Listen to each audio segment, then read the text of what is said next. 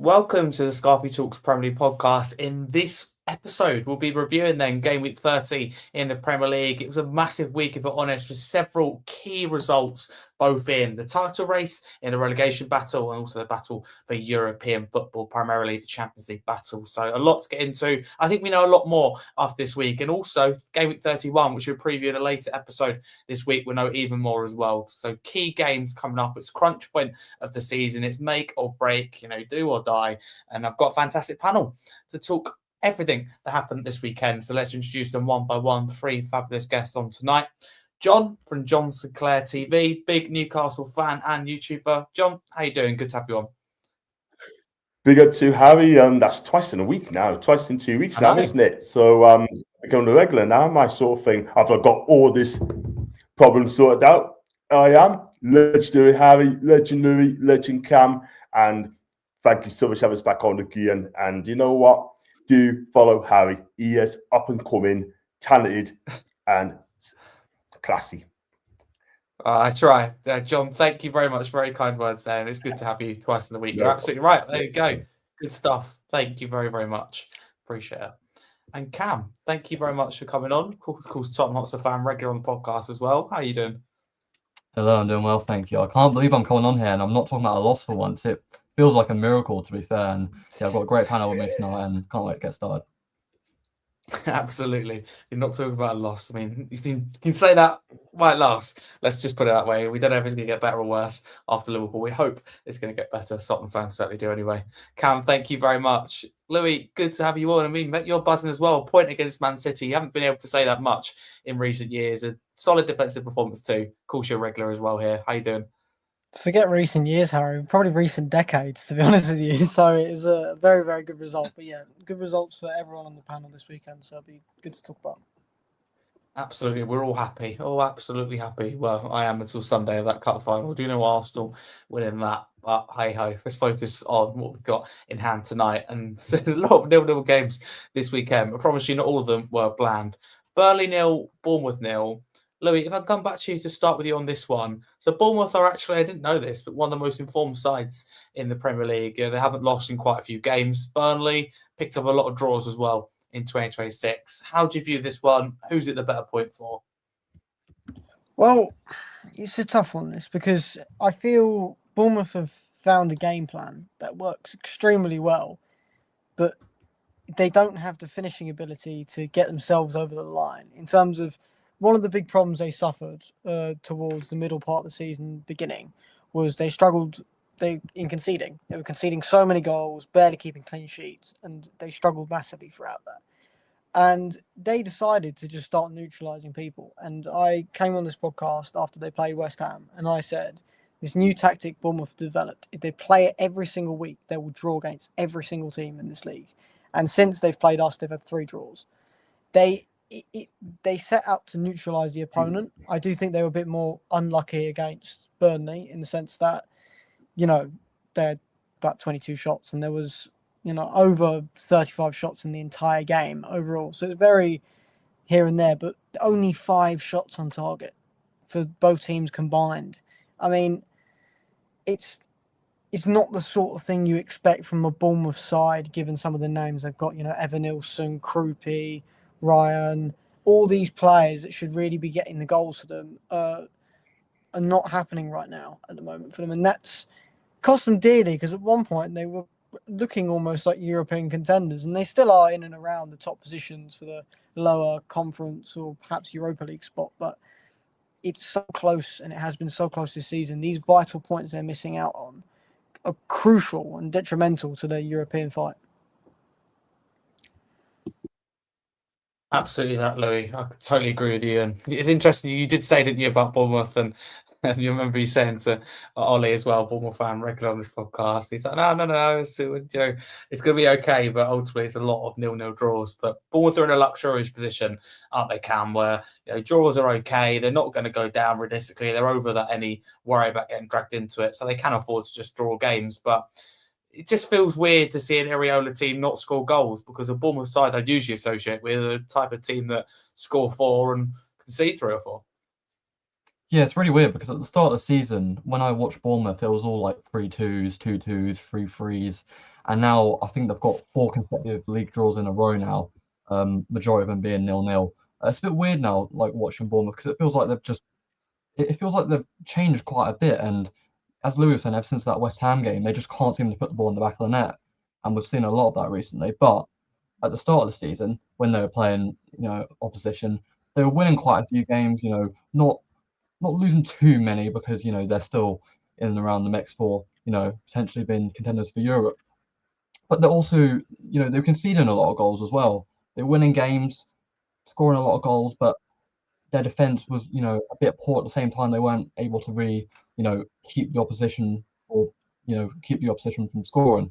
But now it seems like they're getting the clean sheets, not conceding as many goals, but it doesn't seem like they can score as many goals as they were, earlier on in the season. So it's a weird one, but I think both sides had chances throughout the game. I think Bournemouth had some good chances to, score and overall win the game. I think with their quality, I look at the players and I think how Bournemouth, not capitalising on the chances that they're making, because I don't think they've actually got some bad players. I think some of the quality in their team is actually quite good, and I'm surprised that they aren't scoring many goals, to be honest. But I think, you look at it in hindsight, okay, they're unbeaten, they're getting these draws. For Bournemouth, for a team like Bournemouth, I think that is quite good. It just doesn't seem like they can be getting those wins at the moment. But, as I was saying, I think for a club like Bournemouth, it's good that they're getting these draws and they're not going to get, sucked into the mix of a relegation battle. I don't think that's going to be a possibility for them this season. But I think if they want to, reach that next level and try and properly contend for Europe, I think they have to try and, start putting the ball back in there and overall winning these games. 100% agree with that, Cam. Thank you. John, can I ask you about the next game, if that's okay? Not too much to add. Yeah, that's fine.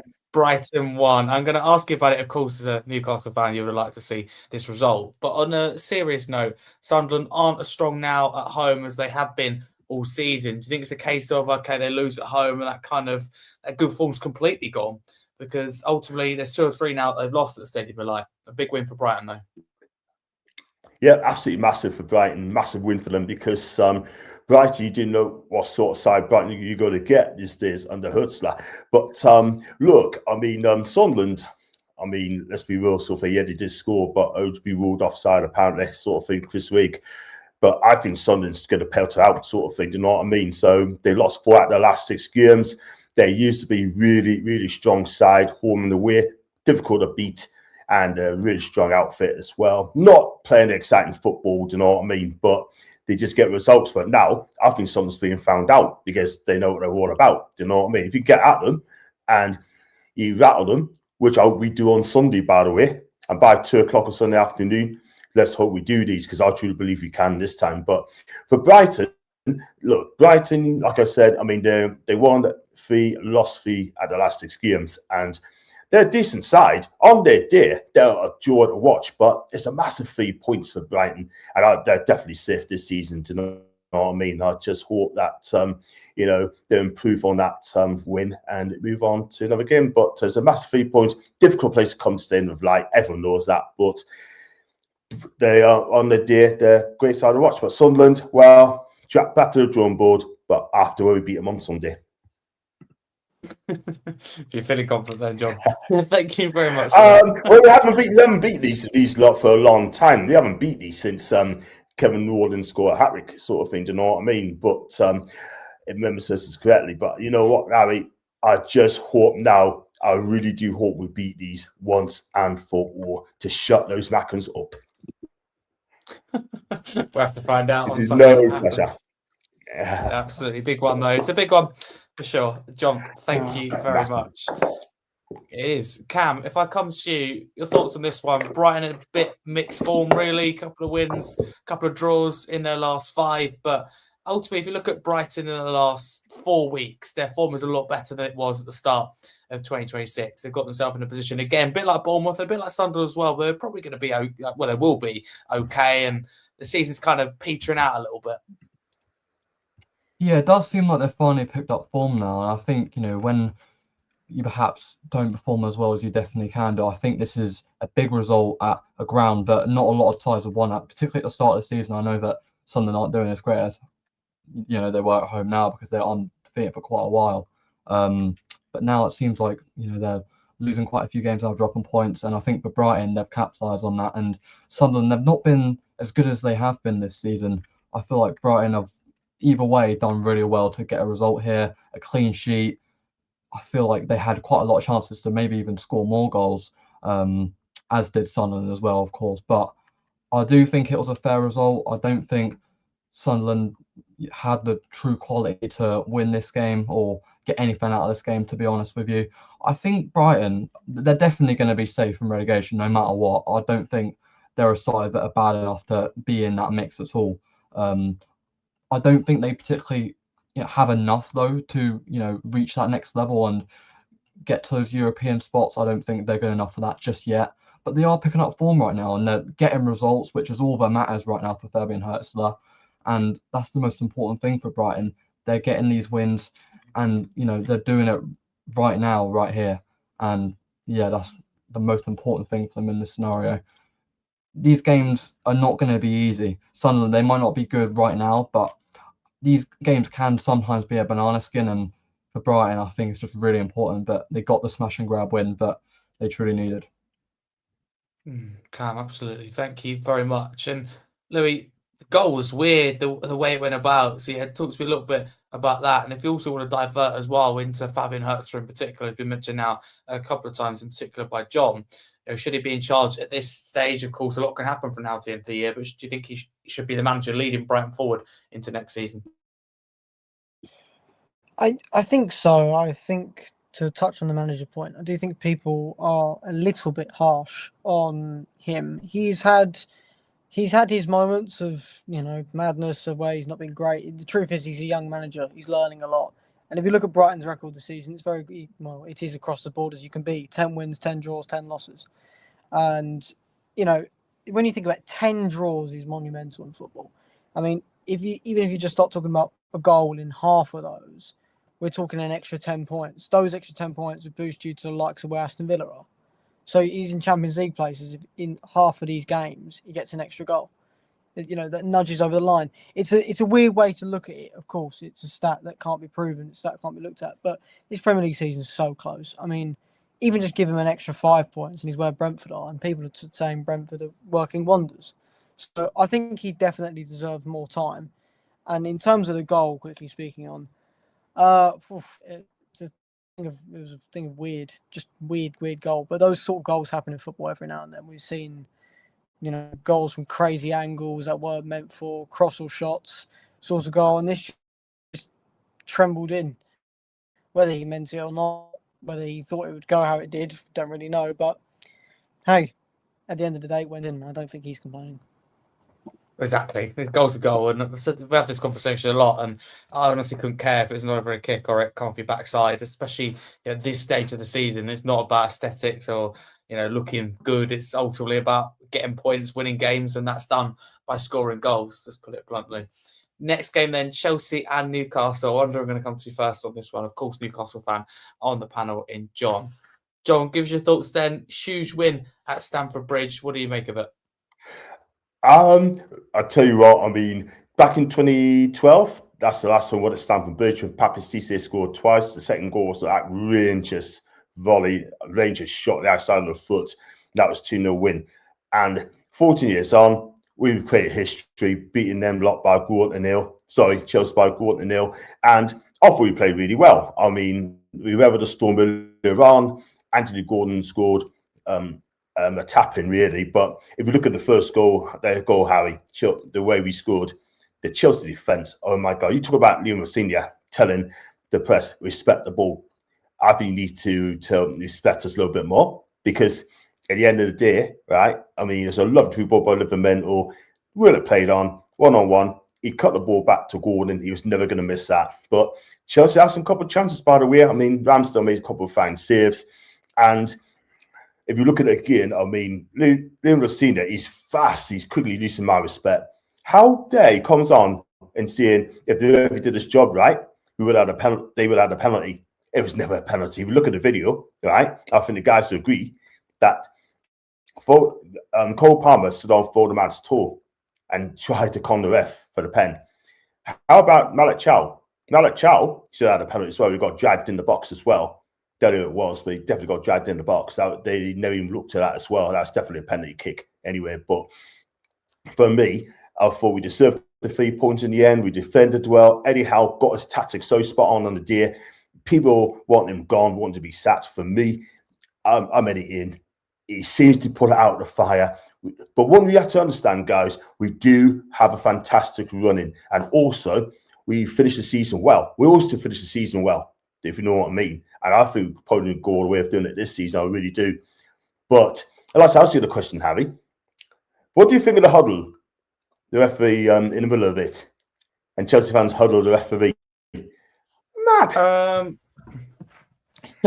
Yeah, listen, I like the idea of a huddle to, for if it's true what Liam Rosina says in terms of team bonding, it doesn't come from him, but also it's where you do it. So I think we'll see Chelsea against PSG, they do it in a different place. But I don't know what the referee's doing. I don't know what that's about. I think there's a question with the referee. I think he knows what he's doing, if I'm honest with you. I don't think he's just got there accidentally. I think he's saw what's happened and thought that I'm going to be a bit of a disruptor here and centre of attention, in my view. But yeah, John, you're right to ask, and thank you for the points that you've made there. A big win. No problem. Newcastle. No worries. Louis, I'm going to come to you. I'm going to be difficult to you on this. So, Liam Rosina, you've publicly been given high praise of him. Does Chelsea's form in the last few weeks concern you? And also his comments about respecting the ball.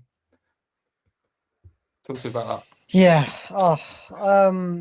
I think the problem we have at Chelsea at the moment is, if you look at Rosina, he's walked into a squad which is. It's not broken, but there's so many gaps. And there was one comment he made amongst all of his many ludicrous comments that he sometimes makes, such as Robert Sanchez is one of the best goalkeepers in the Premier League. One of the comments that he said that really did actually make me and some of the Chelsea fans I've spoken to believe is that they're so close to a world-class squad, which I think we've all sort of seen throughout this season. They are brilliant in moments, such as when they beat Villa 4-1. But then in other moments, they're so poor. They're not clinical. The defence doesn't know what it's doing. And at the end of the day, the biggest problem is the defence. And again, against Newcastle, they seem lost. They don't seem together. Some people might say, oh, Chelsea had loads more chances, loads more shots. At the end of the day, Newcastle wanted to finish them. Whether how the goal came about or didn't. Chelsea poorly defended, Newcastle capitalised, and they won from it. And Chelsea are now... Suddenly, people thought they might be chasing Villa, and now they're trailing. And they're trailing by 3 points, albeit, but with Liverpool in that fight, top four is now seeming maybe quite difficult to get into. We don't know if fifth place will be Champions League this year. So we're going to see Chelsea struggling a lot here. And Rossini is going to come... my prediction will be Rossini will come under a lot of fire if he doesn't achieve Champions League. Absolutely. And I suppose the feeling is, Louis, and tell me if you disagree, that they will go out of the Champions League ultimately, shoot themselves in the foot, didn't they? Right at the very end. I think if they just lose that 3-2 or even 4-2, not ideal, but I think personally they have a huge chance because I think they actually win tonight. But I just don't think they overturn the tie. Yeah, I think it'll be a very tough ask for them to come back, but we have seen weirder things happen before. So it wouldn't surprise me if Chelsea get 2 goals in the first half or something and PSG don't get any, we could be in for a very interesting second half. But there is a lot to indicate that will not be happening. Absolutely, very unlikely indeed. Thank you very much. Cam, if I come to you then, Arsenal 2, Everton 0. As a Spurs fan, I'm sure it would pain you to talk about this, but did that feel like a title deciding moment? And you know me, I'm a big believer in it's not done until the end. I'm not even going to say it is done, even though Arsenal are in a comfortable position. But just the way that it ended, particularly that Max Dalman goal, and I'll get onto him in particular because he deserves a lot of credit in just a minute. But that moment, it just felt huge, didn't it? It was City drawing, Arsenal winning. It just, that moment, it looked a celebration as well. That felt like this is going to be Arsenal's year. That was my feeling when seeing it. Yeah, I think over the years, particularly during the running and, in these months of March and April and May, I feel like Arsenal have these type of games and always seem to, not able to deliver. They always seem to slip up in these type of games where City normally deliver, and normally around this time of the season, that's when City start to catch up on Arsenal, and normally Arsenal do fall under the pressure. But Arsenal have delivered in this game, and City have dropped points against West Ham, and that's a big indicator for Arsenal that maybe it is their year, but nothing's done yet, as you were saying, Harry. We have to wait, because we've seen over the years how Arsenal can slip up in these scenarios. But it is looking good for them at the moment, and I think throughout the game, they're quite good. They got a clean sheet. They had some great chances as well that they were able to put in the back of the net, particularly late in the game. I do think Everton had some chances early on, but Arsenal that should have been able to try and nullify better, but Everton weren't able to score at them at the end of the day. It does seem like, unfortunately, as a Tottenham fan, it might be Arsenal's year. It might be, because I've seen these type of games over the years where Arsenal either draw or lose at home or away to these kind of teams. We've seen it against Wolves, against Forest this season. I had a feeling that maybe they would drop points in this game, but it doesn't seem like they have. And I said that because Everton, I think they've been good away from home. I had a feeling that maybe they were able to score one or two, but seems like Arsenal have nullified them to 0, and it does seem like it might be their year, unfortunately. Seems that way indeed. Thank you very much. Louis, coming back to you there. Max Down, the youngest ever Premier League goal scorer. I mean, there's a huge talent, isn't there? Clear to see, and a big performance from him, goal and assist, and that goal as well. The way he took it, solo goal, really. I mean, don't get me wrong, no goalkeeper in the goal, but he deserves a lot of credit for that goal and for the performance, doesn't he? He definitely deserves a lot of credit. Obviously, it wasn't some sort of, nice, tidy finish through the goalkeeper, whatnot, but it was a different type of goal, and I think he definitely does deserve his applause from it. It's a lot of players wouldn't have been able to knock it round the defender, dribble through. He had good awareness in the situation. I think it might have been Gyökeres running alongside him, probably encouraging him, telling him, you've not got anyone near you, go for it.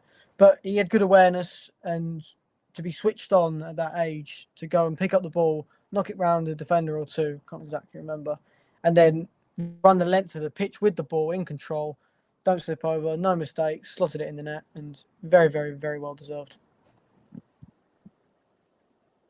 That, Louis, 100% that. Thank you very much. John, talk to me for Everton then. A bit of a dent then in their hopes for European football. They're in the game. Well, it was 0-0 until the 89th minute. Victor Gyökeres getting that goal. But yeah, talk to me about Everton. A fantastic job, as I always said, and they look better away from home. They're at home, and I thought Everton, I think they tried to give it a go, but they really want to play for a draw. I would have been walked away from a draw there, Harry, and they are such a tough side to beat. They really are a tough side to beat. Yeah, and Arsenal got a little bit frustrated at times, but Everton held their own. Pickford made a good save in the second half as well. Only just made a good save. He pushed it out, and fortunately for him, that Arsenal, no players didn't come in for a tap-in. But I think David Boy's doing a brilliant job with the resources he's got, and he's going to keep playing the same way. And whoever plays Everton are going to be in for a game. And we found out to our cost as well. We lost by 3-2, Harry. But I think Everton will try and bounce back in the next game, or sure they will. And they're going to try and get that win. But can they get in European football this season? I don't see why not. If they just keep winning your home games, they won 3 and lost 3 in the last 6 games. So it's 50-50. And they're definitely not out of Europe anyway. I think if they win another 4 more games, maybe it's 5, then I think Everton will get in European football for the first time in a long while. Love it. John, thank you very much. Well said. Thank you. Next game then, West Ham and Man City, which ended 1-1. Louis, of course, going to come to you. You've got to be happy with this, right? 1 shot, 1 on target, and a goal. But this is not me having a go or anything, because you defended superbly. I mean, Mavropanos is one of the best centre-back performances I've seen out of any club this year. And you've certainly come on here and rightly mentioned defensive issues in the past. And you've also rightly praised Nuno. Was that an example of what Nuno's done to you and transformed you defensively, brought the club together? Because that was a huge result, and I thought you absolutely deserved it, if I may have my opinion. It was absolutely brilliant, and obviously coming into the game, we've had this attacking willpower as of late, which has given us the edge over certain clubs such as Fulham or Sunderland. These type of clubs we won quite comfortably, in Burnley as well, because of our attacking capabilities. Against Manchester City, toe to toe, we would not win playing attacking football, simply because the amount of players they have is astronomical. Going defensive would have been the only way, and it was a game where we set out and we perfectly executed everything. Very almost glimpses of when we played Man United and conceded in the 97th minute. Is we played the game exactly the same way. It would have been cruel to not walk away from that game with a point. Off the stats, people can say we got very lucky, etc. But the truth is we set out to defend and we did exactly that. Of the back three of Disasi, Mavropanos and Todibo was unbelievable. They made Hermansen's life quite easy. They blocked most of the shots. They defended the corners well. City had 15 corners that game. We had one. You'd be quite surprised to know we were the person who scored from a corner, not them. Very, very clinical. Mavropanos gets the most praise of all. It's very difficult to pick out a select individual, considering we didn't have Somerville as well, may I add. Mavropanos was immense. He's fallen to his mistakes this season so far, especially at the beginning. But alongside Disasi and Todibo, he seems to have transformed into another player completely, and he deserves it. We've always known as a good player there, but sometimes the people you have around you can seriously affect it. I also need to give my credit to Nuno, because, again, he knows what he's doing. He's got this squad off its back, a squad that was broken, a squad that couldn't not concede more than 3 goals in a game, didn't know how to attack without sacrificing the ability to defend. And he's transformed. Little to no money. We made profit in January, despite being in a relegation fight. And now we're going toe to toe. Everybody in the relegation sphere drew this week. It was crucial to not fall behind.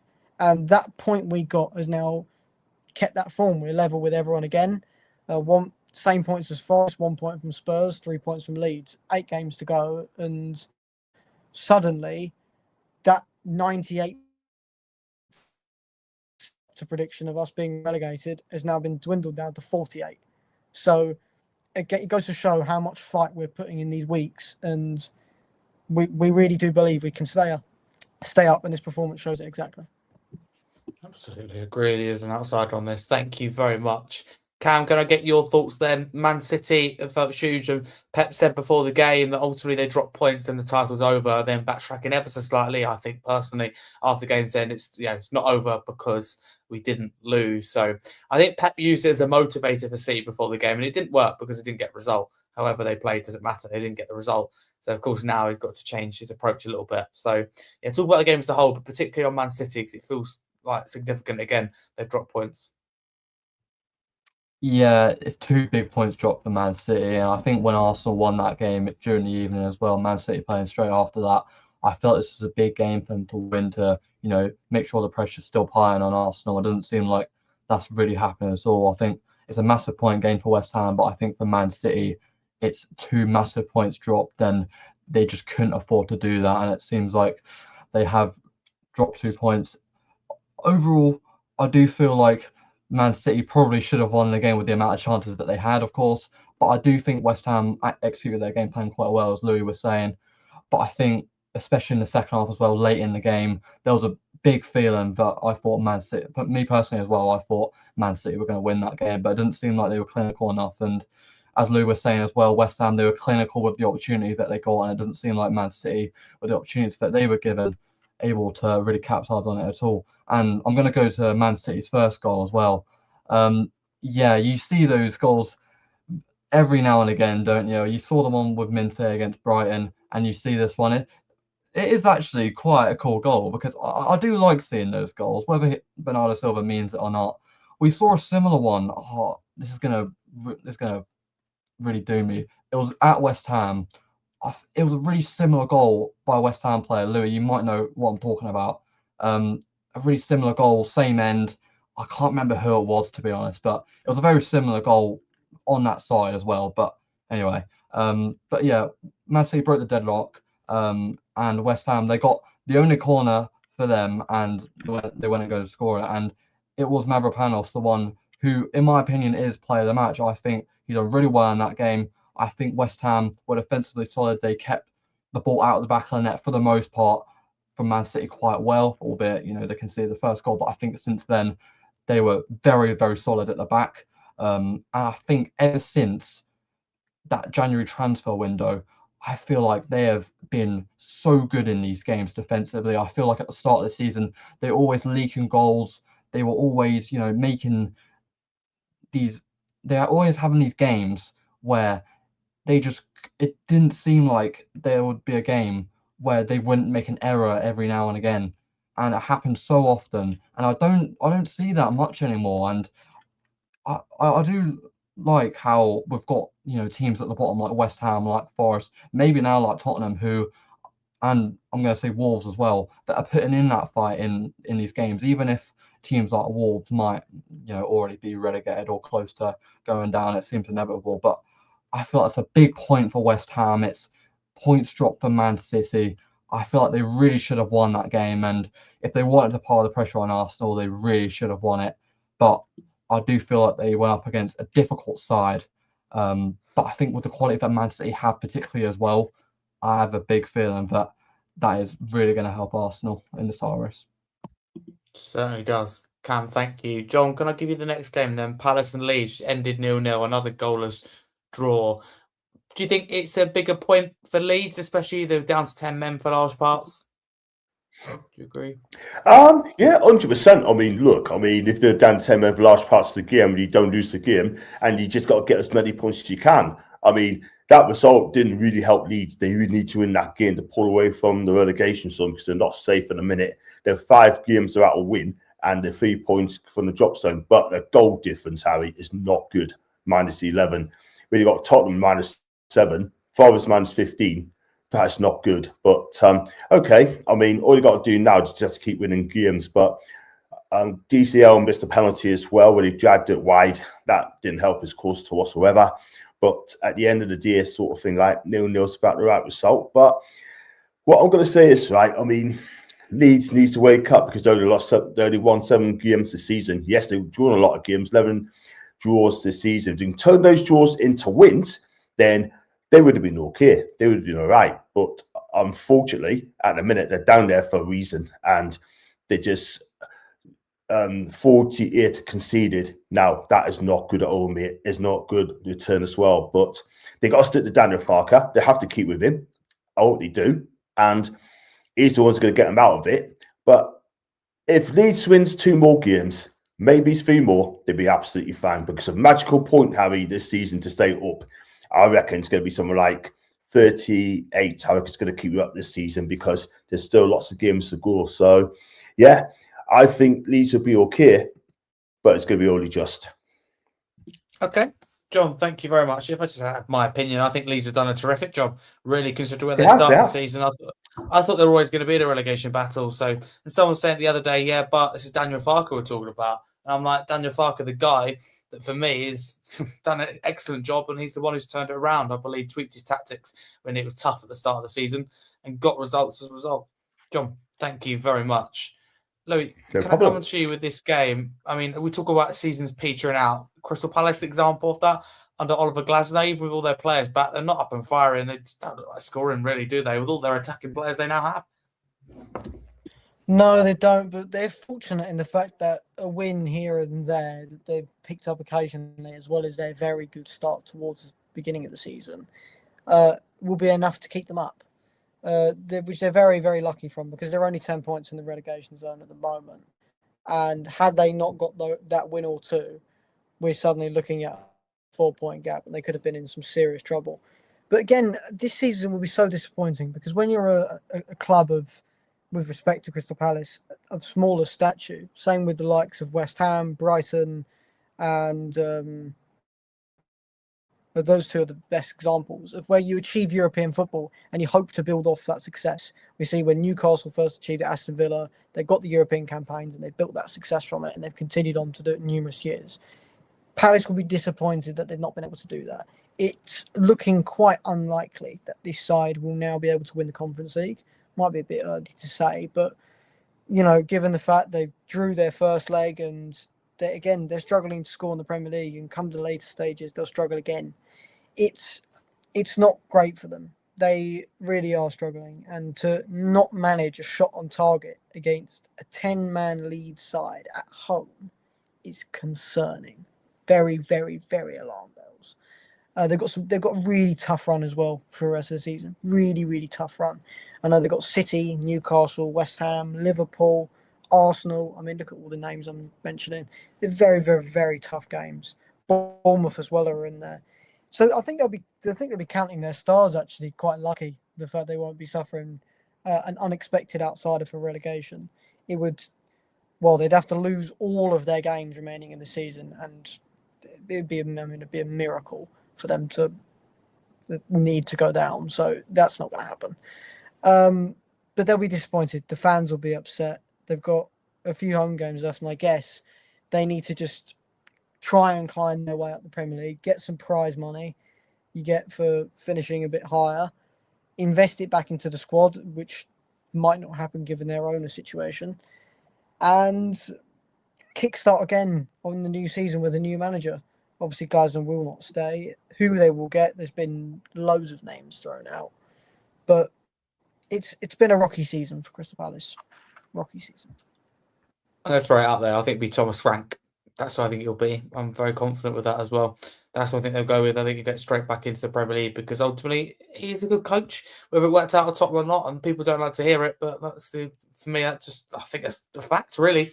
What he done at Brentford, you can be a good coach and not be right for a certain club, or be a good coach and be let down by people, if we're honest about it. But thank you very much. Cam, come to you for the next game then. Man United 3, Aston Villa 1. I mean, for Aston Villa and Unai Emery, it's just completely fallen apart, hasn't it? I honestly believe, hand on heart, that in particular, Yuri Tielemans is a huge miss for Villa. But yeah, they've missed several players in midfield. For example, just John McGinn's come back. They are missing 2 or 3 still in midfield. United, though, a massive win, which means they leapfrog Villa to go third. So this is a big one in the race to Champions League football. And the momentum's with Man United. So talk to me about this game and also going on from this, who you back to get Champions League football? Yeah, this is always going to be a very interesting game. It was 2 sides who are both in the Champions League race. If United or Aston Villa both won it, then they would be in a very comfortable spot. It looks like that's went to Man United, and I did back them in this game. I backed them in this game to win. And with how Aston Villa have been doing recently, that game right there has just backed up my statement. But I think Aston Villa right now, their form is just not been great at the moment. They lost 4-1 to Chelsea. They've now lost 3-1 to Man United.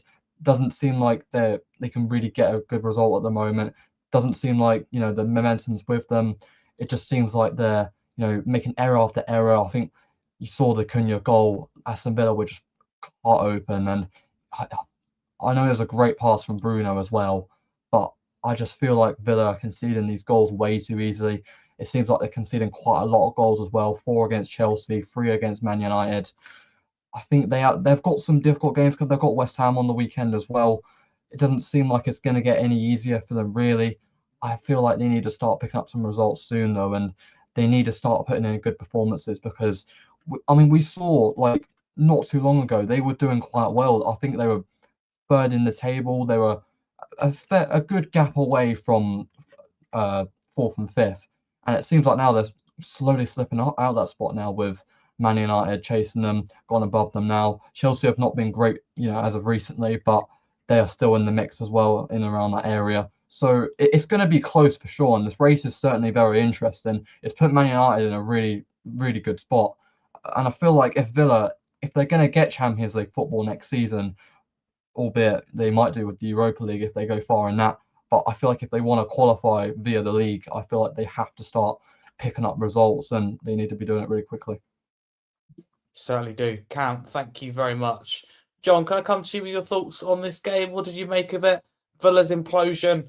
United will be jubilant after this result.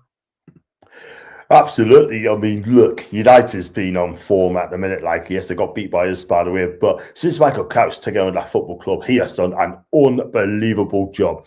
I mean, and Marine, they were going absolutely nowhere, to be fair. Yeah, he's getting the rat a little bit, but wasn't enough.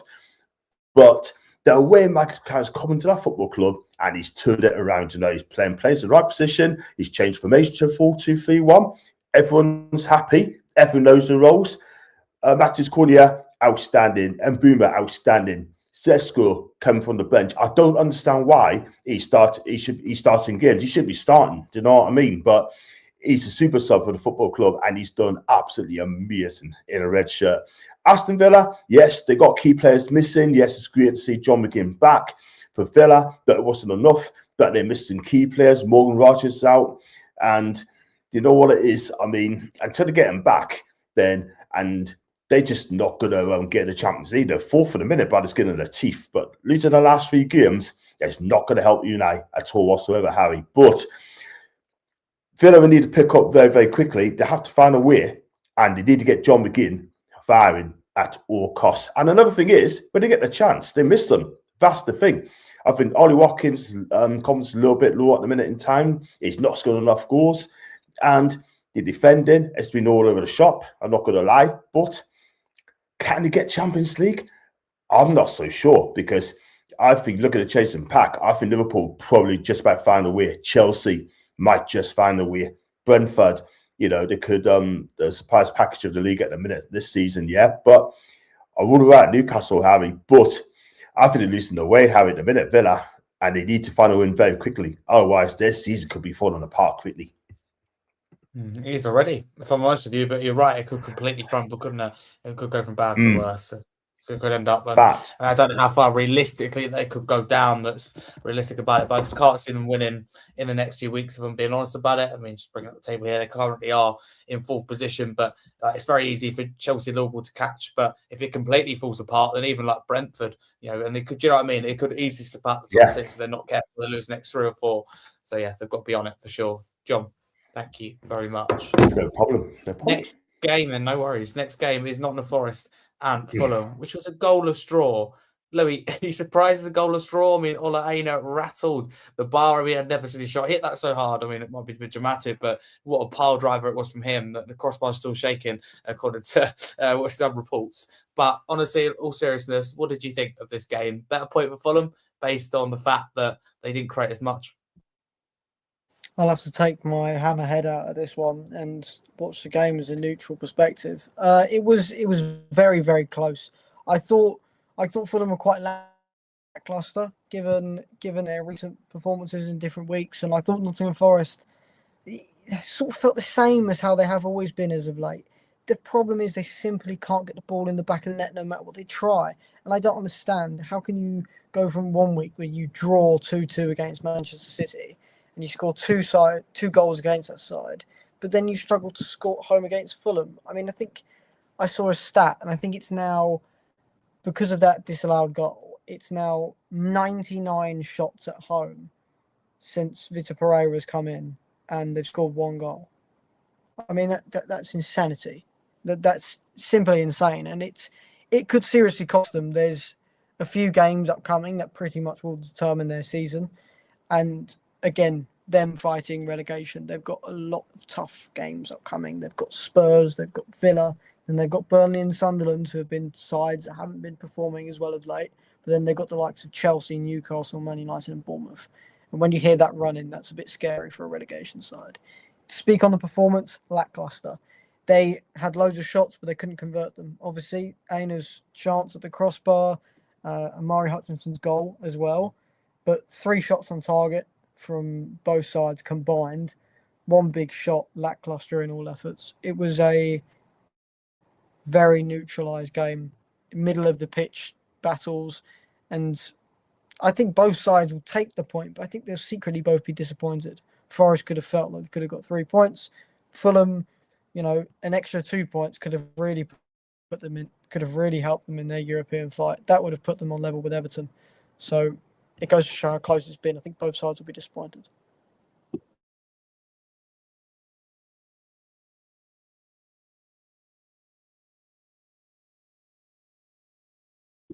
You're on mute, Harry.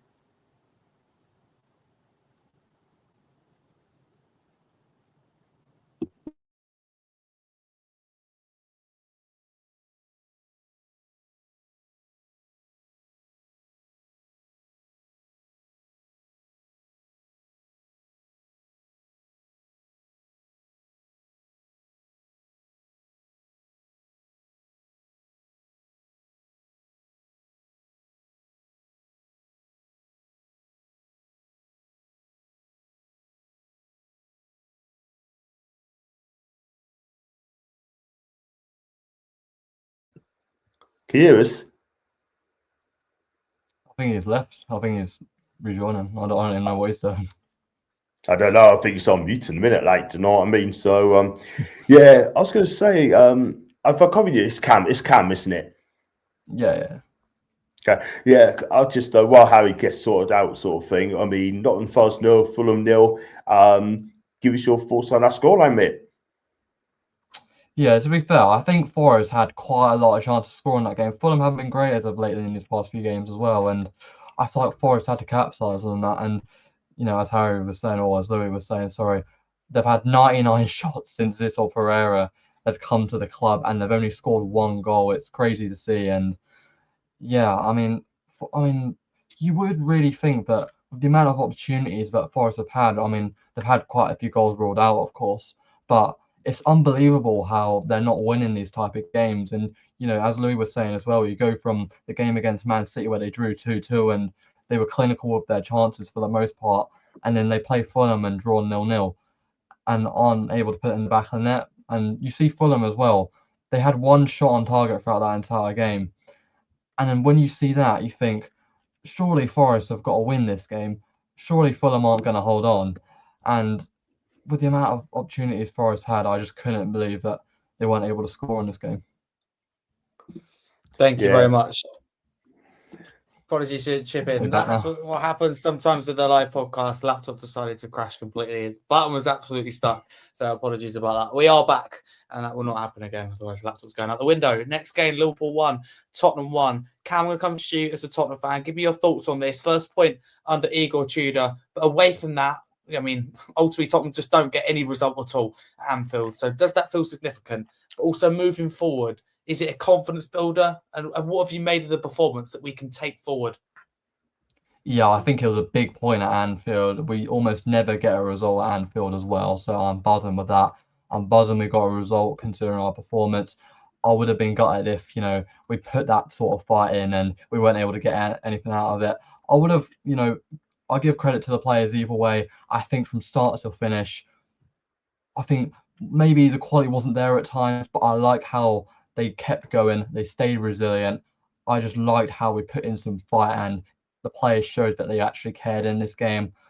That because sometimes when teams are playing that poorly, like Liverpool, that is what you can get. You can get results like that. And I feel like with that point, albeit it's not a win, I feel like that's big for us in, potentially building on that. And with the big games that we've got coming up, we've got Nottingham Forest at home on Sunday, I believe. That is going to be such a big game for us. We've got the Champions League second leg tomorrow as well.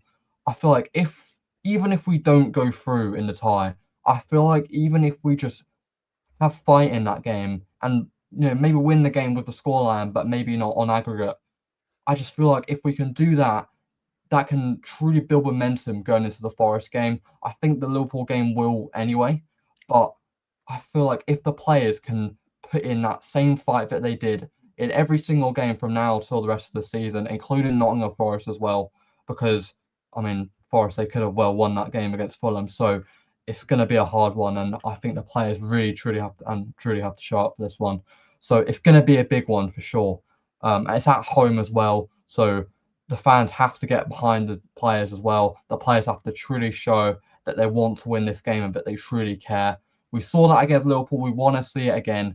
We want to see it for the rest of the season. We've not been able to see a lot of this season as well. So that's why the fans are so happy from that result against Liverpool. And yeah, I'm just so happy that we got a point, to be honest.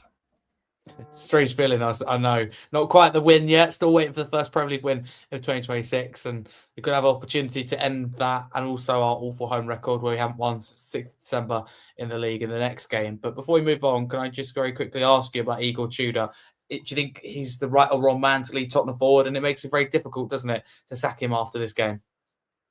Yeah, I think he is the right man to lead us forward. And I don't think either way, if the club were thinking of sacking him, I don't think there's necessarily many options available right now if the club are going to sack Tudor. I don't think there's going to be anyone who can really do any better of a job that's available at this time this season. We're a late time in the season now where there's not many options out there. Sean Dyche, according to reports, has rejected Tottenham and would only join if it was a permanent role, which I don't think the club would be willing to give to him by all means. I do think he's the right man to lead us forward. I think that result against Liverpool has really given him the time for the Atletico Madrid and Nottingham Forest game. I think if it does go wrong in both of those games, I think if we don't see what we did against Liverpool in both of those games, we've got an international break after that. We've got a 2-week break.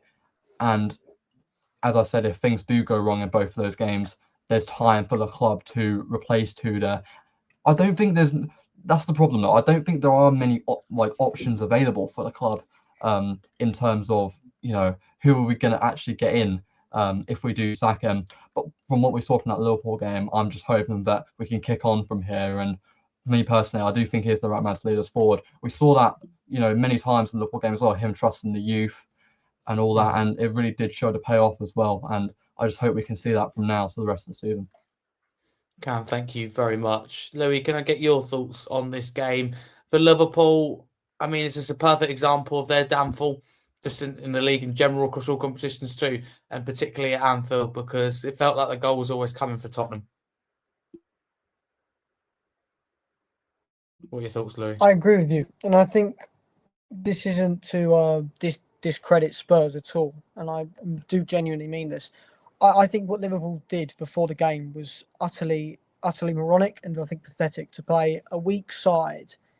Whether that was deliberate because they thought Spurs was, maybe a side that they could play a rotated side against and get away with it and rest for the Champions League. But obviously, they're in a Champions League fight at the moment in terms of within the league. They needed to win this game. In fact, if they won this game, they would have actually have been fourth. They would have actually been ahead of Aston Villa on goal difference, same points.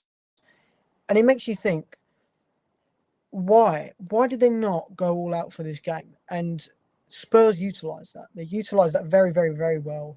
And they realised after maybe a shaky first half, on the second half, must have said to them, look, this is a rotated side. We can go at them here. And when they bring on players later on in the game, they'll take some time to get used to. We'll hit them on the break and we'll keep going. And Spurs relentlessly pressed. And as Cam said, I think Spurs have been very unfortunate to walk away without a point in this game. They definitely deserve the point. And Liverpool is so poor from them. And they lost. When they got that first goal, they very easily could have had a second or maybe even a third or a fourth had they had the right players on the pitch at the right moment. They'll be very disappointed with this result. They've got some tough games upcoming. Not nice away days. They've obviously got the Galatasaray tie, the cup tie with City.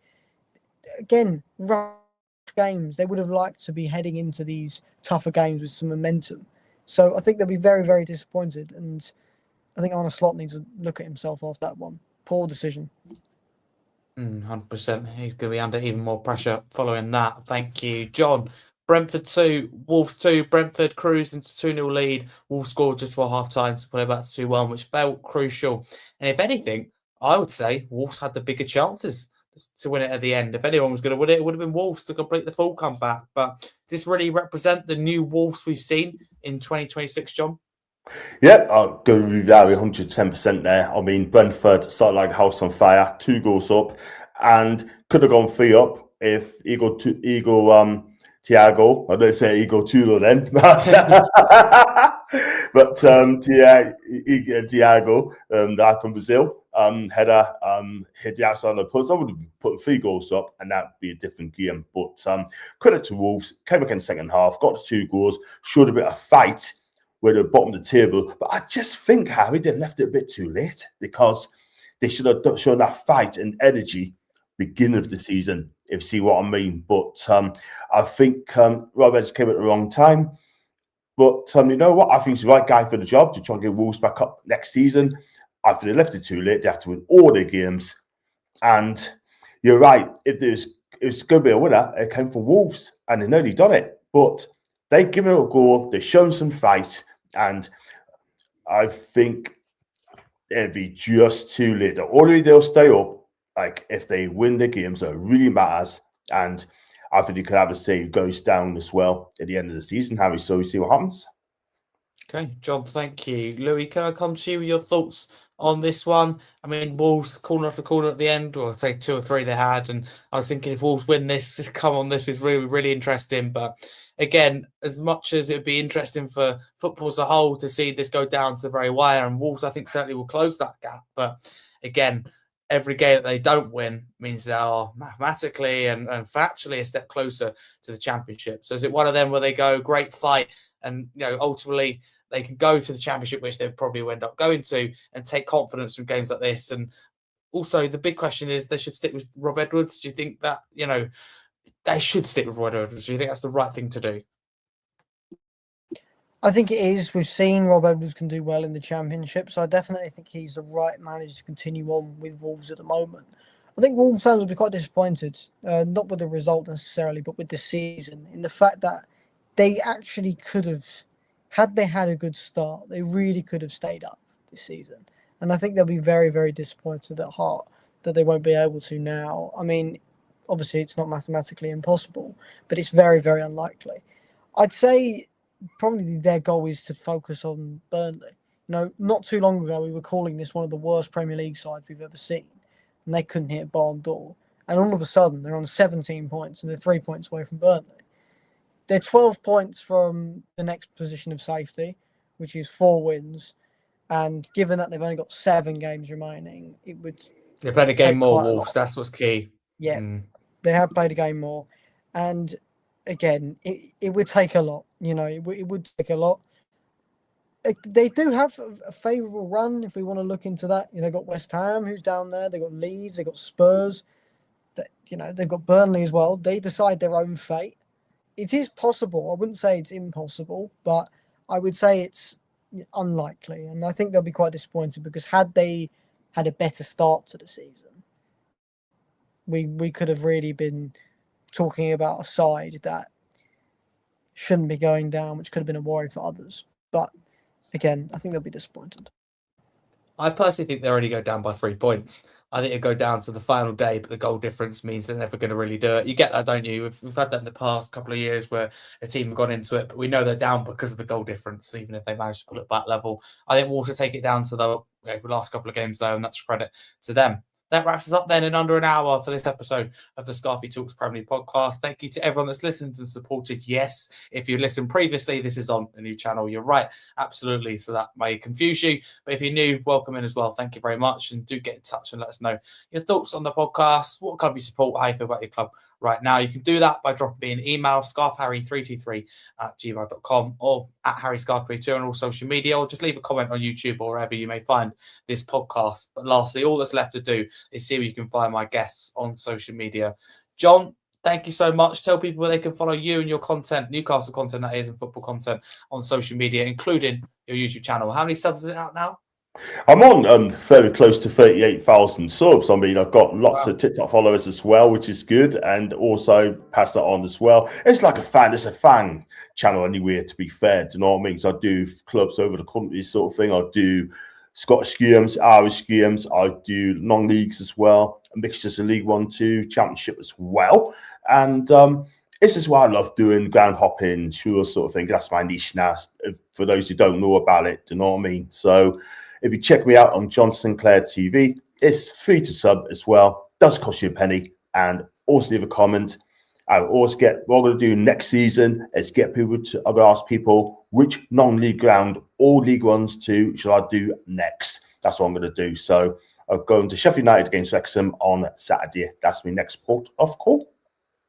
Excellent. John, keep up the good work, and thank you for your time tonight. Thank you very, no problem. much. You're welcome, sir. Thank you. No worries. Thank you. Cam, thank you very much for coming on. Where can people follow you on social media and your new YouTube channel, which has got no content yet, but I feel like it's getting closer and closer? It is getting closer. You are right, Harry, and I thank you for having me on tonight as well. It's been great to talk about these games with the great guests as well. You can follow me on my X page, THFC_Cam. I tweet about all things football, all things Tottenham. Also have on there my link in bio on my X page, my new YouTube channel as well. I will have content out soon. I do promise. It's getting closer and closer. Don't worry about it. My channel's called Cam Talks Football. If my link in bio is not there, I've heard some things about it not working, but my channel name is Cam Talks Football, so you can subscribe to me there. I will have content out soon. Make sure to subscribe, post notifications on, so you know when I am going to upload. And yeah, thanks for having me. No worries. I'll be looking out for that. Thank you very much. International break coming up. Hint, hint. Might be a good time. Cam, thank you very much. Louis, thank you as well for your time. Where can people follow you on the socials? On the socials, Louis Van on X with 3 N's at the end. I love being on here. It's always good. Nice for my team to have good results as well. At one point, it wasn't very good, so got to enjoy the good times. And I think we're going to be in for a very, very, very close end to this season.